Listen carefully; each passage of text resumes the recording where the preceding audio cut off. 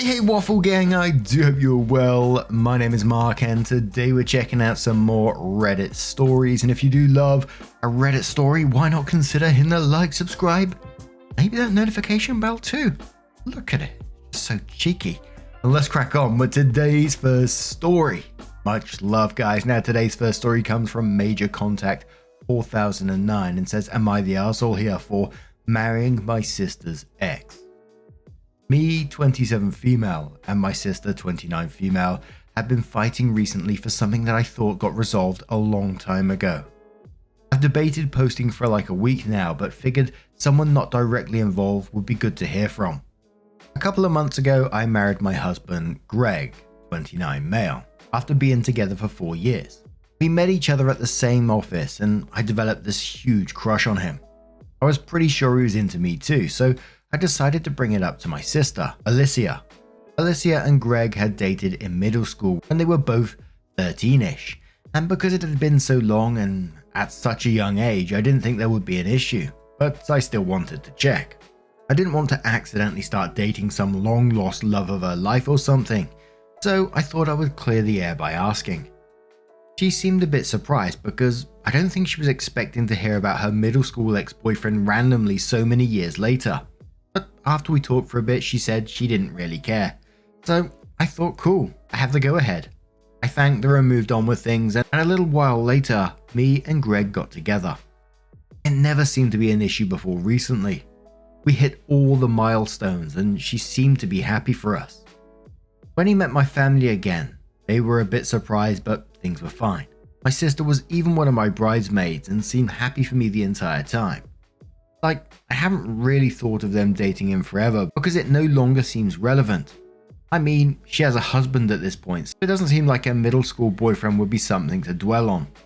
We were with my family this Christmas, and things were going just as fine as they usually are, until my sister started handing out the presents she had gotten. Now, we don't get each other presents every year, and people in my family typically aren't buying special presents for people they're not close to. So the in-laws don't get screwed or anything because they didn't buy every individual cousin a gift. But during my wedding planning, she said she wanted to get me something special for my first Christmas as a married woman. So it took me off guard. I looked sort of confused for a second, but I didn't want to be a bitch on Christmas, so I just smiled and watched everyone open their gifts. Lots of circumstances could cause someone to not be able to get a gift, so it was fine. But after she finished handing things out, she looked at me and said I wasn't getting anything because I had taken enough. I asked her what she meant because, and she said I didn't have to be so weird to plot to take Greg from her. I'll admit I had a crush on him when I was 11, but I didn't plan my life around dating him one day. I grabbed her and pulled her into the other room and we started yelling at each other. I definitely said some nasty things because if she had an issue, why wouldn't she bring that up when I directly asked her? We both wound up leaving my parents' house early and her husband seemed super pissed. My mum texted that she was disappointed we fought in Christmas, which yeah, I get, but it's not like I did it intentionally. She's telling whatever family members will listen about how I stole her boyfriend and so they're mad at me. And I don't feel like I could be the arsehole, but I also can't tell. Greg's super pissed because she's been trying to message him about this and he doesn't get why this is such an issue. I've tried to speak with him a couple of times and I brought up how I asked her already for permission, but she says I took her off guard. So, am I the arsehole? Edit, I just finished talking to my mum. We'll update either tomorrow or the next day. I'm so pissed. So, there were some relevant comments as always that OP responds to. Mysterious Win says she started dating him at the age of 13, right? What age did they break up and why? OP says they dated for less than a year, so they were both probably around 14. And from what they've both told me, they just sort of got bored of the relationship and stopped talking as much before Greg eventually broke things off. So it says, not the arsehole. Oh good god. Does Sis's husband know that Sis is mad about this? He had no way to know that Sis was angry. I would not want to be in her husband's shoes right now. OP says he was there during presents, so he has to be aware. Even though we definitely talked more away from everyone, she made it pretty clear why she was mad, why we were still sitting around. Someone asks Opie about the sister's marriage and plans, and Opie says she was 26 when she got married. I'd say her wedding was a bit bigger because her husband has a wealthy family. She seemed fine after the wedding, and there was no drama then, at least that I know of. I hadn't thought about pregnancy. They mentioned trying, but we haven't heard any big news since. Now, I found this one a bit of a strange one, and it's got me thinking, is there something else going on at the same time? You know, we see strange behavior all the time within these stories, of course. And it also got me thinking about how her husband's feeling as well, seeing all this. Yeah, I'm just wondering what the hell else is going on, basically. A couple of comments. First one says, wait, your sister is 29 and she's accusing you of stealing someone she dated briefly at 13, despite the fact that she clearly moved on, married someone else and given you the go-ahead. Not the arsehole. Your sister, however, needs therapy. Livid Half says you are definitely not the arsehole. Even asking her if it was okay to start dating Greg was kind of overcautious, but considerate, given they dated when they were children and she's married to someone else. I don't know what your relationship is normally like, but if this kind of outrageous scene is out of character, I would try to sit down and get to the bottom of what exactly she's upset about. Problems in her own marriage, perhaps. One more comment from Two, who says, not the arsehole. Tell her to get a grip of herself, because whatever is going on with her marriage, she's making a fucking fool of herself and will regret it in the future when she's burned your relationship and comes seeking support. I'm kinda guessing something is majorly up with her marriage. Either she cheated and is looking to pass the blame, like she's not happy, and it would totally have been fine if she married Greg, but her husband wasn't the one, so it's not her fault. More likely he cheated or something, so she's pissed about that and looking outside the marriage and fixating on the one that got away. If there is nothing wrong with her marriage and she just started acting like this, she's straight crazy. So Opie did update the post and says things are pretty tense right now in my family, but less people are mad at me now. A lot of you are correct about the marriage issues between my sister and her husband. The other night my mum invited me over to talk about what was happening. First, she apologized for telling me she was disappointed. Her and my dad were just upset that there was drama on Christmas. I apologized for picking the fight during the gift exchange because I know I definitely could have waited until later. Her and my sister have been talking a lot the past couple of days. I have yet to talk to her in person. Alicia told my mum that her husband, Chris, had told Alicia that I had been flirting with him and I had seduced him. I would never fucking do that. So this was a pretty big shock to hear. It'd never been weird to me, so I'd always been cordial, but I am in no way attracted to him. She had told my mum a couple of months back that Chris was interested in another woman, but never said who. He had been going to couples counselling to help, and Alicia told mum it had been helping. We're not sure what caused her to snap at Christmas specifically, since beforehand she told my mum things were getting better. My mum had called her the night after we fought, and that's when my sister told her that I was the person Chris had been talking about. I just don't get why he'd pretend we'd been flirting or why she'd even believe it. I've always been open about Greg, and I can't even think of the last time I've spoken to Chris without someone else present. I guess he wanted to avoid responsibility or something, but he didn't have to make that my issue.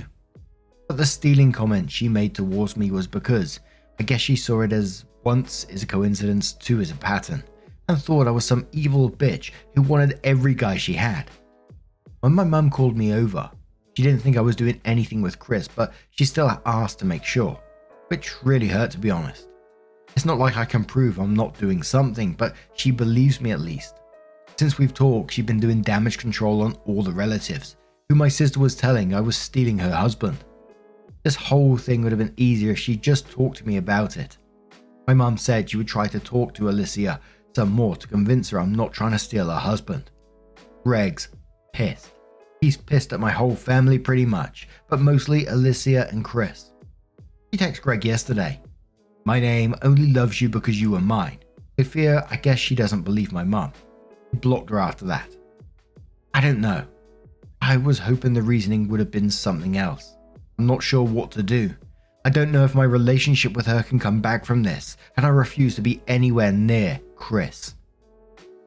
And the top comment on that last post pretty much said, it's possible your brother-in-law cheated and is using you as a smokescreen to hide it. It is unfortunate your sister chose this route, but that's on her. It is also possible she knows he cheated and who with, and is also using you as a smokescreen. Either way, none of this is on you. Your sister is an adult and is capable of communicating like an adult and not like she's 14 again. And many people saying that it sounds like the brother-in-law is already cheated and that he's manipulating the sister, and people are not excusing the sister either, saying, this is her choice as well. Other people saying they'd cut off that family completely. But what do you guys make of this situation? How would you deal with it if it was you? Let us know your thoughts down in the comments below. And let's move on to another story. And our next story comes from the Am I the Arsehole Here subreddit from Major Artist 340. It does come with an update as well that says, Am I the Arsehole Here for not offering to pay my husband and his kids, leading him to spend all of his savings? For a while now, my husband, John, has been getting more and more angry over little things and generally moody and distant. I'd finally had enough and approached him about separation. This conversation led to a big blowout and him revealing the state of his finances. My husband and I have always kept our finances separate. Also, although we call each other husband and wife and had a wedding, we are not actually legally married. This was primarily for inheritance purposes because we each have older children from previous relationships. Anyway, John revealed that he had basically no savings left, and all the money he had saved for retirement and for his kids' schooling was gone. Furthermore, he said it was all my fault since he used all his savings up to try and keep up with my lifestyle. There was never anything crazy in terms of bills or anything like that, and we always split it all equally. The house we live in I own outright as well, so there wasn't a mortgage payment. However, I've always liked to travel a lot on fairly extravagant vacations. I would invite John or John and his children to join on trips, but never made them feel like they had to come. That said, he was expected to pay for himself and for his kids, except for recently he accepted every invitation. I would also give my kids things he considered extravagant, but I considered normal, so he felt like he had to give similar things to his own kids. John said with all the spending to keep up, his savings dwindled very fast. I expressed that I couldn't understand how or why he would spend all he had when he knew he couldn't afford it. He said it was like keeping up with the Joneses, only worse because it was at home, so he couldn't block it out. John thinks since I knew his job, I should have had a basic understanding of his finances, and realizes this wasn't a lifestyle he could maintain. That the kind of thing would have been to offer to pay for the trip and other things instead of dangle them in front of his and his kids' faces. Looking back, I probably could have realized that this spending didn't make sense for his salary, but I wasn't thinking about it. I don't think it was my responsibility to keep his finances in mind here. We'd agreed from the beginning to keep our finances separate, so to me, that means paying for things separately. Edit. We do not live in a state with common law marriage. So, some relevant comments on this one. Someone says, why not get married? You know you can make children beneficiaries in wills, right? Opie says, here spouses are included in inheritance, even if they're omitted from wills, and I plan on leaving everything to my kids. Question on ages, and Opie says, I'm 44, he's 53. We don't have any children together. Someone says, so you didn't discuss trips you could afford together. Opie says, we did discuss the trips and I asked for input about where to stay and what we do, but he never gave any or had any suggestions. I always assumed he just didn't like planning things. I would have likely still gone on the trips if he didn't want to. Someone says, so if he said no, would you just go on the trip on your own? Opie says, I would have likely still gone on the trip. That said, I would have been open to less expensive trips had he brought it up. Except for the past 2 trips he never declined. I didn't go alone though. I went on one with some friends and the other with my daughter. And then there was a couple of exchanges between people, so someone said everyone sucks here. John should have ended your marriage way earlier. He can't keep with your lifestyle and it would be horrible and very unfair to subject his children in a life where half of the family goes on fancy vacations regularly and the others stay home. He should have been honest way earlier before his savings drained and ended the marriage. You should have had more awareness of your partner's struggles. How do you share a life with someone and don't realize these things? Opie says he paid for things without any hint that he was struggling. I assumed his attitude change was when things started to get really bad, and I did ask what was wrong. But he would just say things were fine, or that he was upset about some little thing, like the dishes not being put away. The commenter says, before you were together, how often were you taking trips with your kids? Opie says, I've always done about the same amount of trips every year, usually 2 with my kids. His kids mostly live with their mom, and mine will still split time between me and their dad pretty equally. My eldest is in college now though. Someone says I have a burning question. Did you ever ask him why he was acting that way before you decided it was time for separation? Because from the outside you come off as the female stereotype that men don't have emotions, so there's no need to check. Opie says I did. He would always say it was fine, or I would ask what's wrong and he would get mad about the dishes not being put away or some other little thing. Commenter says, if you enjoy having him with you, maybe you could pay for him to go. Opie says if things were better I might consider it, but at this point I'm really not enjoying being around him anymore. I'm going to use this break to take some time to reevaluate things. Someone says, it sounds like you don't love him at all. Why were you with him? Were you really together or just roommates with benefits? Why wouldn't you leave him anything in the will? How do you split daily life? Opie says, with how things are now, it's hard to talk in present tense. I loved him. For me, it just feels like it would be wrong for my money and assets to go to anyone other than my kids given. For him, well, I don't really need any inheritance, so it just makes the most sense for it to have gone to his children. For restaurants, we've just always taken turns paying. So, around 18 days after the original post, OP does come in with their update and says, after reading all the comments on my first post, I realized I needed more time to think about things. I also thought with the situation how it would be best that we spend the holidays apart to avoid controversy. He wasn't a fan of the idea, but I eventually got him to agree to go. Last week, things settled down, so we met up to have a more detailed discussion about the state of his finances.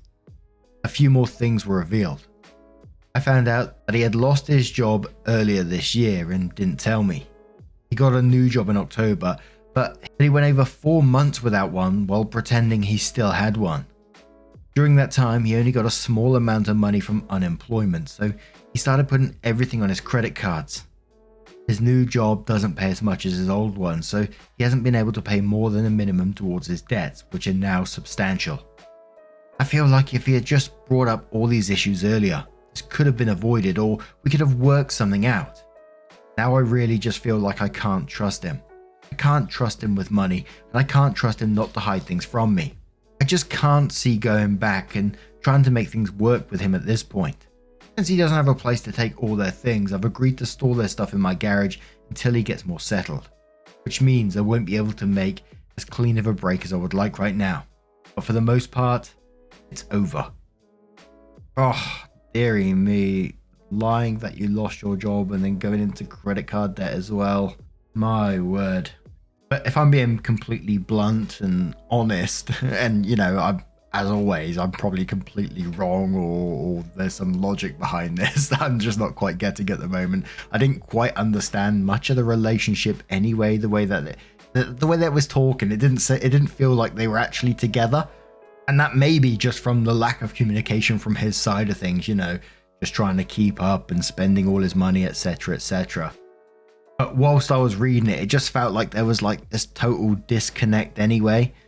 And that's not from just like the separate finances. I totally get that. And I know many people who do keep their finances separate. But I don't know. What do you guys make of this one? I'll be very, very interested to know. Let us know your thoughts down in the comments below as always. Now, just a huge thank you from the bottom of my heart for getting involved in today's stories. Your love, your support, your time always means the absolute world to me. And thank you so much for sharing your thoughts over on Twitter, X, whatever it's called these days, and sharing your pictures of your current projects. I do see them.